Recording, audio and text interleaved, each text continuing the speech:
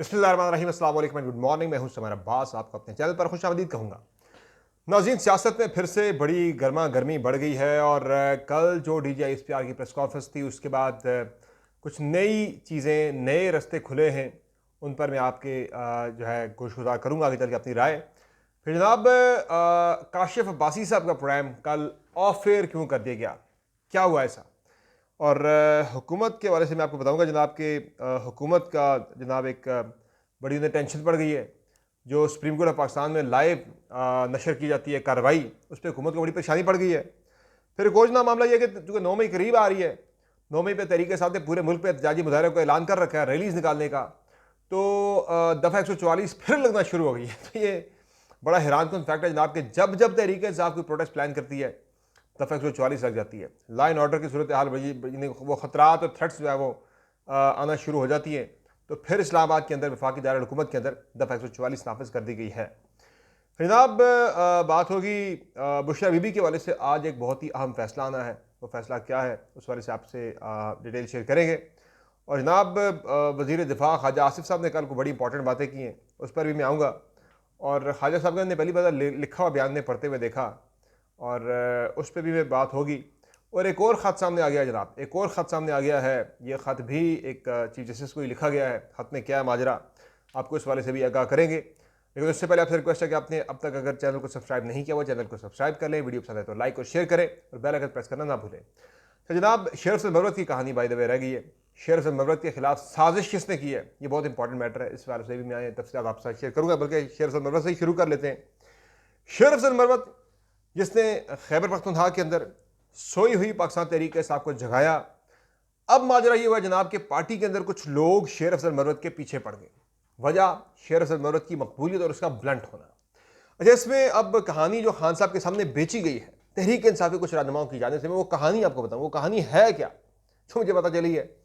हुआ ये जनाब के तहरीक इंसाफ के कुछ रहनुमाओं ने, जिनमें पर्टिकुलरली बात की जाती है जनाब के उसमें शिबली फराज, उसमें रऊफ़ हसन साहब हो गए और उमर अयूब हो गए।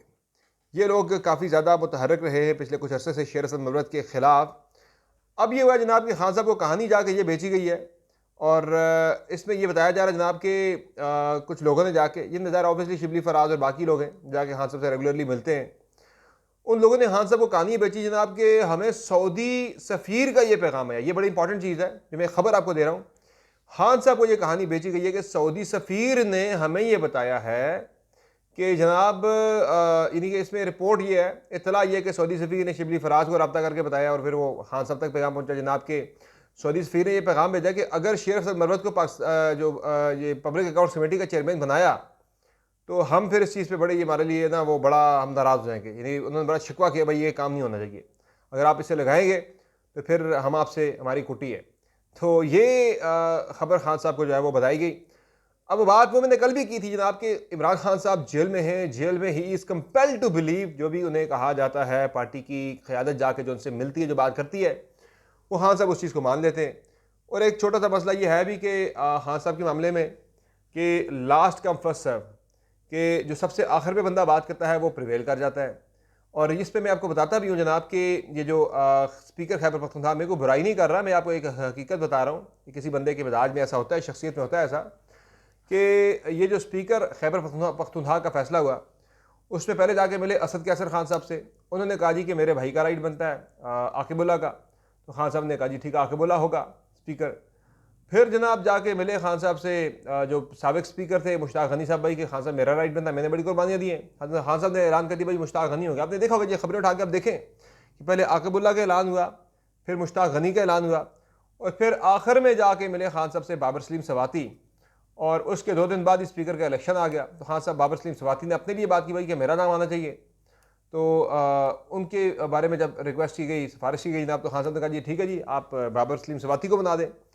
अब मसला ये है कि जेल में बैठे इमरान खान के लिए आकिबुल्ला, बाबर सलीम सवाती और ये क्या नाम है इनका, मुश्ताक गनी, ये सब एक जैसे हैं। तो उन्होंने किसी को नाराज़ नहीं किया, सबको भाई तुम ले लो। अब वो सबसे आखिर में जो बंदा जाके खान साहब से मिला, और ये वो टाइम था कि जब बिल्कुल ये फैसला हो रहा था और इलेक्शन करीब आ गया था स्पीकर KP असम्बली का। तो बाबर सलीम सवाती साहब जो है वो प्रिवेल कर गए, उनकी जो है वो सुन ली, यानी वो बन गए, पहले 2 वालों का फैसला रद्द हो गया। पिछले मैंने वो वर्ड यूज़ किया था, सॉरी जुमला मैंने यूज़ किया था कि लास्ट कम फर्स्ट सर्व। ये खान साहब के हवाले से ज़रा एक है तरीके से आपके अंदर, कई लोग ये अपने एक्सपीरियंसेस शेयर कर चुके हैं हुकूमत के दौरान भी। बाकी इसके अलावा जनाब जो मामला है इसमें यानी कि शेर अफजल मरवत के हवाले से भी खान साहब ने पहले फैसला कर लिया जनाब कि शेर अफजल मरवत ही चेयरमैन PSC होगा। और खान साहब ने, आपको याद होगा कि बैरिस्टर गौहर को leader of the opposition nominate किया था, फिर barrister Gohar leader of the opposition बने ना, शेर अफजल मरवत चेयरमैन PSC बने। तो फिर ये कौन लोग जाके जो खान साहब की जाके ब्रेन वॉशिंग करते हैं जाके चीज़ों को लेकर। तो ये तहरीक इंसाफ के अंदर ये मसाइल चल रहे हैं काफ़ी ज़्यादा इस वक्त, ये यानी कि शिद्दत इख्तियार कर चुके हैं एक दूसरे की जड़ें काटने वाले।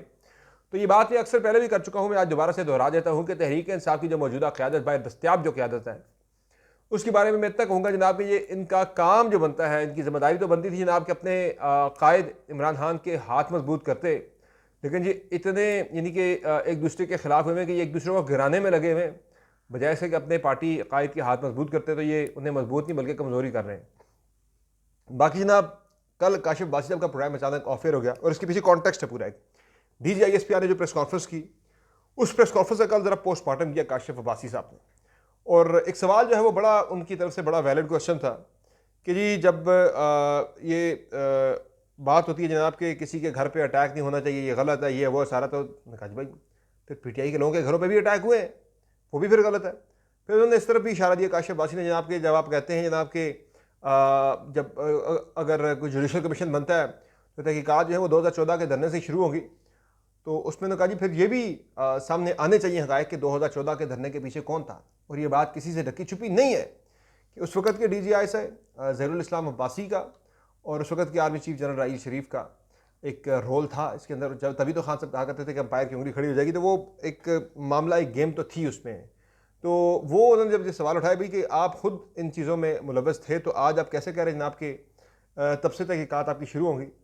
तो अब जनाब उस पर जब ये सारी बातें हुई तो आगे सलमान अकरम राजा साहब जब 9 मई के वाले से बात कर रहे थे, तो अचानक से जनाब 8:42 पर, यानी अमूमन जो है 8 बजे के प्रोग्राम हो या 9 बजे के प्रोग्राम हो, कोई भी टॉक शो हो, वो जाके क्लोज़ होता है तकरीबन कोई 52-53 पे, या बहुत लेट क्लोज़ हो जाके वो क्लोज़ हो जाता है कोई 55-56 पे। लेकिन बहुत अर्ली अगर कोई प्रोग्राम अगर वाइंड अप हो दो ना, तो वो 50 के बाद ही होता है जाके, क्योंकि हेडलाइंस 9 बजे की हेडलाइंस का बुलेटिन और प्रोग्राम के दरमियान जो है उसकी क्लोजिंग के दरमियान बहुत लंबी ब्रेक नहीं दी जाती है। अमूमन होते तो बड़े यानी महंगे ऐड होते हैं उस वक्त, लेकिन फिर भी लंबी ब्रेक नहीं दी जाती, 5-6 मिनट से ऊपर की ब्रेक अमूमन नहीं होती। लेकिन बहुत अर्ली भी कोई प्रोग्राम अगर क्लोज़ कर ले जनाब, तो वो 51-52 पे क्लोज़ करता है। लेकिन यहाँ पे जनाब काशिफ बासी साहब का प्रोग्राम जो है वो 8:42 पे जो है वो क्लोज़ कर दिया गया, यानी कि अचानक से चलते चलते प्रोग्राम जो है वो ऑफ एयर हो गया, और उसके बाद फिर काशिफ बासी साहब जो है वो दोबारा से ऑन एयर नहीं आए। तो ये काफ़ी ज़्यादा जो है, ये एक तरफ कल भी बात हुई DG ISPR की प्रेस कॉन्फ्रेंस में आज़ादी इजहार राय के हवाले से, तो वो आज़ादी इजहार राय का अमली नमूना आपने कल ही देख लिया। बाकी जो अहम तरीन मेरे लिए जो टेक अवे थी DG ISPR की पूरी प्रेस कॉन्फ्रेंस में से, वो टोन टेनर उसको चले साइड पर रखते हैं फिलहाल। असल जो चीज़ थी वो तहरीक इंसाफ को वो पैगाम, यानी जो आगे बढ़ने का एक रास्ता तहरीक इंसाफ को बताया गया कि भाई आगे कैसे बढ़ा जा सकता है, और रास्ता ये बताया गया जनाब, फौज ने बड़ा वाज़ेह पैगाम दिया है, और इसे आप एक रास्ता भी बता सकते हैं कि भाई ये रास्ता दिखा दिया तहरीक इंसाफ को, भाई दिस इज़ द वे, आपने अगर निकलना है इस सारी मुश्किल से बाहर, तो ये रास्ता जा रहा है जनाब। रास्ता थोड़ा कठिन है, लेकिन उस पर अगर आप आते हैं तो जनाब ये आपके लिए भी बेहतर है, हमारे लिए बेहतर है, पाकिस्तान के लिए बेहतर है। उन्होंने जनाब ये कहा जी कि माफ़ी मांगे और दिल से माफ़ी मांगे, और नफ़रत की जगह तामीरी सियासत को फ़रोग़ दें, तो फिर जो है वो बातचीत हो सकती है। वरना उनका जी इंतशारी लोगों से कोई बातचीत नहीं होगी, इंतशारी भी करी एक पार्टी को, फिर बातचीत की दावत भी दे दी। बहरहाल अब रास्ता ये बता दिया गया, और मैं जितना जानता हूँ तहरीक इंसाफ को या इमरान खान को, मुझे फ़िलहाल मुझे नहीं लगता कि इमरान खान इस रूट को अडॉप्ट करें और माफ़ी मांग के वो जो है वो अपने मामला ठीक कर लें। चूँकि इमरान खान इससे पहले भी एक मरतबा जब ये कामरान शाहिद ने ट्वीट किया था, बिल्कुल यही सेम बात ट्वीट की थी, तो अब आपको वो कल के DG ISPR के इस जुमले से और वो जो उनका क्रेडिबल सोर्स था वो आपको पता लग गया जनाब, चीज़ें जाके कोइंसाइड कर गई हैं, फैक्ट सारे। तो अब उन्होंने भी जब ये बात की थी जनाब के पैगाम बड़ा वाज़ेह जनाब के, माफ़ी मांगें और पब्लिकली माफ़ी मांगें, तो फिर कोई बातचीत हो सकती है। तो उस पर खान साहब ने उस वक्त ये कहा था भाई मैं माफ़ी नहीं मांगूंगा। खान साहब का जवाब इस पर आ चुका हुआ ऑलरेडी कि मैं माफ़ी नहीं मांगूंगा 9 मई के ऊपर। वो कह रहे हैं 9 मई के ऊपर माफ़ी मांगने का मतलब यह है कि मैं एडमिट कर लूँ जनाब कि ये मैंने किया है। वो कह रहे हैं उनका मौक़िफ़ ये, इमरान खान का मौक़िफ़ ये जनाब कि जब मैंने कुछ किया ही नहीं तो मैं माफ़ी किस बात की मांगूँ। तो तहरीक इंसाफ का जो मौक़िफ़ इससे पहले ये आ चुका है। अब भी इमरान खान का कोई पैगाम आना है, कोई इंपॉर्टेंट पैगाम उनका जारी होना है। जब मैं वीडियो रिकॉर्ड कर रहा हूँ तब तक तो वो पैगाम नहीं आया। मे बी दोपहर में पैगाम आ जाए उनका। आज जेल में जो है केस की समाअत भी है, तो वहाँ से इमरान खान की मीडिया टॉक भी आनी है और उनके इंपॉर्टेंट बयानात भी सामने आने हैं। रिएक्शन आएगा इस प्रेस कॉन्फ्रेंस के ऊपर सबसे जो है इंपॉर्टेंट। तो वो मैं आपको अभी बता रहा हूँ, वो रिएक्शन जो है ना जनाब के हमने ना मुआफ़ी मांगनी है ना हमने बातचीत करनी है इन शराइत के ऊपर। और वही जवाब होगा जनाब, जब मैंने कुछ किया ही नहीं तो मैं मुआफ़ी किस बात की मांगूँ। तो ये इमरान खान का जो मुमकिन जवाब आज होगा, आप देख लीजिएगा, यही जवाब आएगा। बाकी जनाब आज बुशरा बीबी के हवाले से जो है वो एक अहम फैसला आना है। और जो उन्होंने इस्लामाबाद हाई कोर्ट में पटिशन दायर की थी जनाब कि उनको मुंतकिल किया जाए बनी गाला से अडियाला जेल, तो उस पर जस्टिस मियां गुल हसन औरंगज़ेब ने केस का फैसला महफूज किया था। आज ये फैसला सुनाया जाएगा।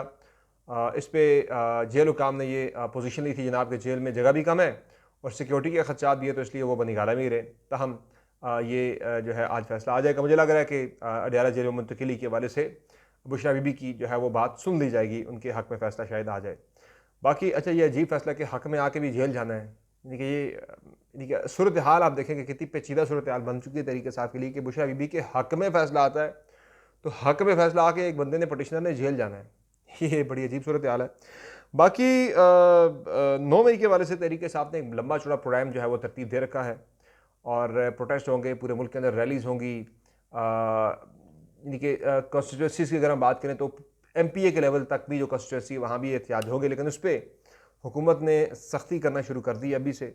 और इस्लामाबाद पुलिस ने एक एलानिया जारी किया है कि इस्लामाबाद में दफ़ा 144 नाफज कर दी गई है और किसी किस्म की नकलो हरकत पे जो है वो जो है मशकूक नकलो हरकत पे पाबंदी होगी और जो बंदा कानून को हाथ मिलेगा उसके साथ आहनी हाथों से निपटा जाएगा। ये थ्रेटन कर दिया इस्लामाबाद पुलिस ने जनाब, जो निकला 9 मई को बाहर एहतजाज करने के लिए उसके साथ सख्ती से निपटा जाएगा।